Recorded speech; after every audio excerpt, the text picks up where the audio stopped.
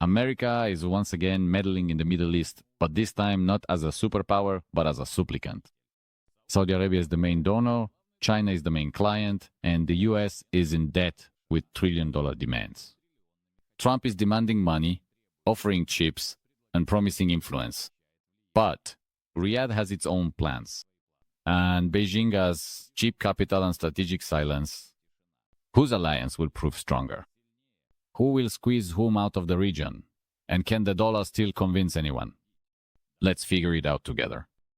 Right now, Washington is a supplicant, a trader, a player with empty pockets, but lofty demands. And in this context, the figure of Donald Trump stands out the most, as he once again bets on one of the oldest but no longer so reliable alliances, the alliance with Saudi Arabia. The situation is extremely ambiguous. On the one hand, the US is desperately in need of money. The American economy is no longer coping with its internal challenges. Deficit, high inflation, rising interest rates, all of this against the backdrop of an ongoing technological race with China. On the other hand, Saudi Arabia still remains a key oil supplier and one of the most important sources of capital in the world.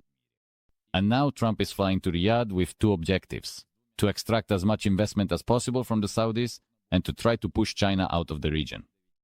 But this is where the problems begin, because China is no longer just a guest in the region. It is a partner, and a key one at that. Last year, Beijing purchased over 1,600,000 barrels of oil per day from Saudi Arabia. China is the main consumer of Saudi oil, and it's not just raw materials. It accounts for 80% of all Saudi exports to China. Samir Al-Fakhrani, an economist from the Riyadh Institute of International Relations, comments, "We can talk about partnership with the US, but we cannot ignore the fact that China provides us with a steady income. Last year, our trade surplus with China exceeded $30 billion. This is a colossal amount for a country that continues to operate with a budget deficit. That is precisely why the task of pushing China out seems unrealistic. The US wants to regain its influence, but is not truly willing to pay for it. Their main leverage is not oil, not trade, not investment. It is threats, demands, and offers that cannot be refused. And this is the main weakness of the new American policy in the Middle East. Because the region has long since learned to play both sides, working with China while simultaneously benefiting from America's dependence on Middle Eastern oil and capital. Trump claims that the US is once again the leader. But he is flying in not as a master, but as a salesman, with an empty suitcase, left only with aggressive slogans. Everything else is just words for now. Donald Trump arrived in Riyadh with a clear message: America needs money. Not symbolic support, not memorandums of understanding, but real money invested in the American economy. According to statements made at the meetings, we're talking about $600 billion that Saudi Arabia is supposedly ready to invest in the US. Moreover, Trump openly stated that's not enough. He wants about $1 trillion and is confident that he will get it. This statement caused confusion even among American analysts. After all, in 2023, the total volume of Saudi investments in the US amounted to less than $10 billion. In other words, this implies a projected increase by 60 times. And all this is happening against the backdrop of Saudi Arabia itself running a budget deficit for several consecutive quarters. In the first quarter of this year, it amounted to $15.7 billion. And this is only the beginning. CNBC Middle East financial commentator Farid Naim says, "The American side talks about investments as if they are a fact, but in reality at most, it is just a promise. Riyadh hasn't signed a $1 trillion check for anyone. It's a negotiating game, and the announced amount looks more like an information maneuver than a real deal." Nevertheless, Washington is betting precisely on this resource.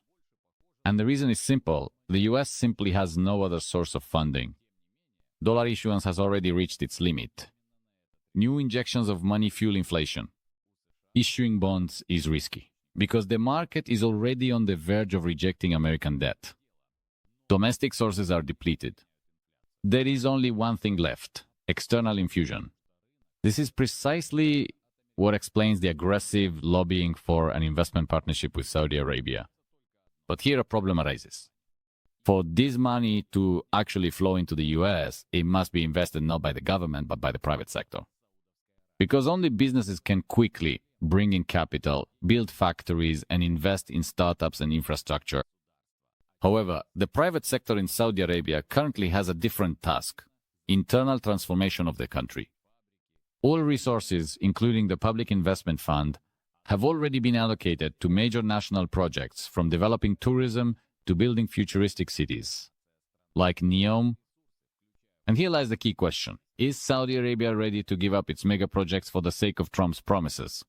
While Donald Trump is demanding that Saudi Arabia invest up to $1 trillion in the American economy, a project of historic scale is unfolding within the kingdom itself. Transformation of the entire state model, aimed not at short-term foreign policy gains, but at the strategic restructuring of the entire economy by 2030. According to the plan, that is when the country is supposed to move away from its dependence on raw materials to a sustainable, diversified model with industrial, technological, and tourism sectors at its core. The project is called Vision 2030. But this is not just a concept, it is already a plan being put into action, with specific amounts, construction projects, commitments, and risks. According to the Public Investment Fund of Saudi Arabia itself, the total cost of initiatives already launched and approved exceeds $2 trillion. The mega project Neom Alona City of the future, rising in the desert in the northwest of the countries, estimated at no less than $1.5 trillion. This project is intended to become the economic showcase of the kingdom, not just an urban marvel, but a signal to the world that Saudi Arabia is ready to play in the top technological league. Here, they will build their own digital platform, environmentally friendly infrastructure, robotic management, as well as their own system of autonomous regulation.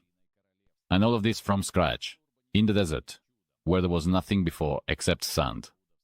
In addition to NEOM, tens of billions of dollars have already been allocated for the development of tourist resorts on the Red Sea, the construction of industrial clusters like Oxagon, as well as the reconstruction of old economic hubs, such as Dvir Gate. Each of these projects involves not only financial investment but also the political will of the Crown Prince, and abandoning them for the sake of external promises would mean destroying the entire foundation of the regime's internal legitimacy. Saudi economist Anas Sharif emphasizes the kingdom is investing in itself. If there is now a shift in favor of America, it will put at risk dozens of programs that are already underway. No politician would be able to explain to the public why the construction of NEOM has stopped while the money is flowing into the US economy. Especially since Riyadh's resources are limited. Since the third quarter of 2022, the country has entered a period of persistent deficits. In the first quarter of this year, that deficit amounted to $15.7 billion. And this is not even taking into account the drop in oil prices in April, which, according to preliminary estimates, could increase the deficit to $20 billion or more in the second quarter. To cover current obligations, new issues of government bonds have already been planned. This means that the kingdom has no free reserves with which it could meet Donald Trump's demands. All resources are either invested or reserved for domestic purposes. And if the Saudis do end up making concessions, they will have to borrow the money. In other words, they would be fulfilling the American request at the expense of their own debt, and by putting their ambitions on hold. That is why the demands from the US look less like a deal and more like a tough ultimatum. Disguised as a strategic partnership, Saudi Arabia is expected to sacrifice its long-term interests for the sake of Washington's temporary geopolitical peace.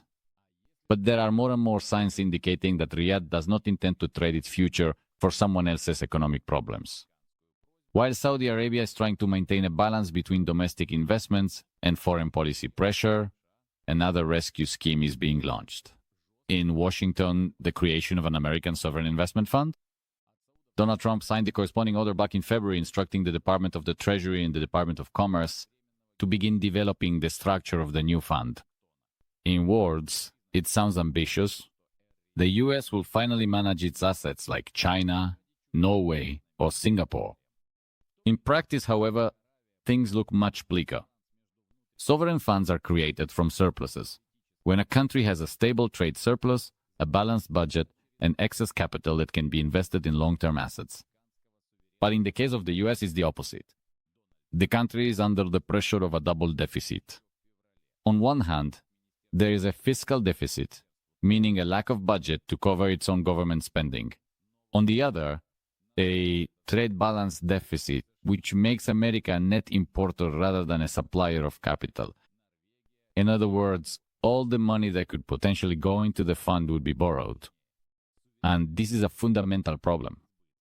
After all, if the fund is formed not from profits but from debt, it becomes not a source of wealth, but a catalyst for the growth of national debt and the interest on it. Financial analyst Danny Huang from the Hong Kong office of Global Investment Watch emphasizes, you cannot build a stable investment mechanism on a debt-based resource. Every dollar invested is not income, but a liability. In an environment of rising interest rates and inflation, this becomes a ticking time bomb. For example, in the case of China, their fund, the China Investment Corporation, was formed against the backdrop of steady export growth and a positive balance, which amounted to hundreds of billions of dollars annually.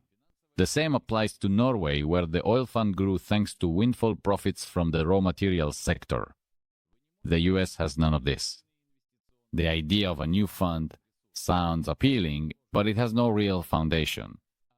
Moreover, the attempt to manage its money through federal agencies raises serious concerns. Who will decide where the investments go? Into the auto industry? Into chips? Into oil? Into military contractors? One wrong priority and the fund might not only fail to generate returns, but could also destabilize certain industries, fuel speculation, and create new bubbles. This is precisely why skepticism is increasingly voiced among experts. The idea of the fund is not a reform, but a desperate attempt to show that the US still has levers of influence, even though its real resources are already running out. At the same time, creating the fund does not save the economy, but may only worsen structural imbalances. Meanwhile, as the White House sketches out the architecture of a supposed national fund, it is simultaneously continuing to ask allies for money. In this scenario, Saudi Arabia is the main source of external salvation. And that's why Trump is so persistent, because he knows there are no more domestic resources left. Everything that could be printed has been printed. Everything that could be borrowed has been borrowed. From here on, only external support remains. While Trump is demanding $1 trillion in investments from Saudi Arabia and launching the idea of a sovereign fund based on American debt, a real geoeconomic battle is unfolding in another direction, a race for leadership in the fields of chips and artificial intelligence. This is no longer just technological rivalry. It is a new lever of pressure that the US intends to use to strengthen its position in the Middle East and push China out of the region. Washington is well aware heavy industry is not its strong suit. Cars, oil, construction, all of these are now controlled by others. But in one segment, America is still ahead. High-tech semiconductors, particularly chips for artificial intelligence systems. And it is precisely these that the US is now turning into a tool of influence. At the meeting with the Saudi prince, a major deal was announced.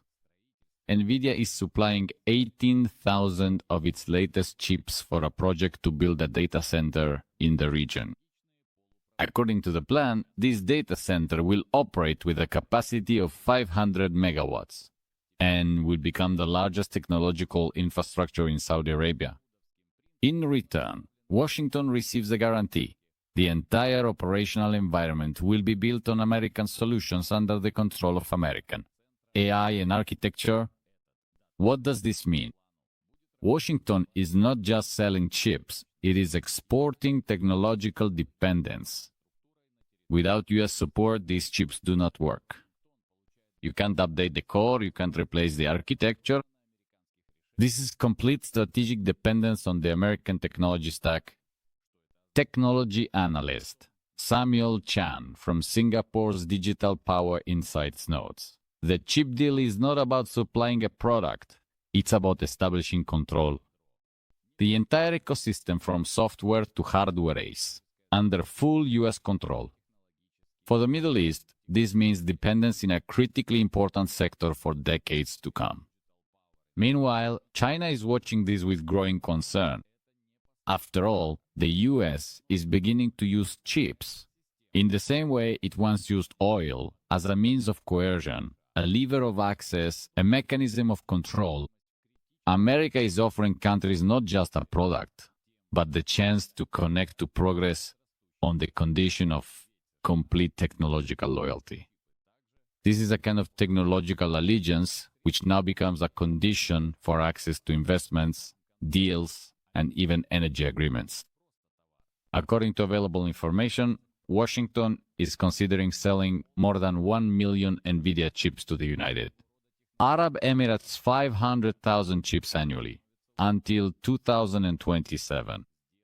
Some of these will go to the state-owned company J42 in Abu Dhabi, but the majority will be used in data centers being built with American capital.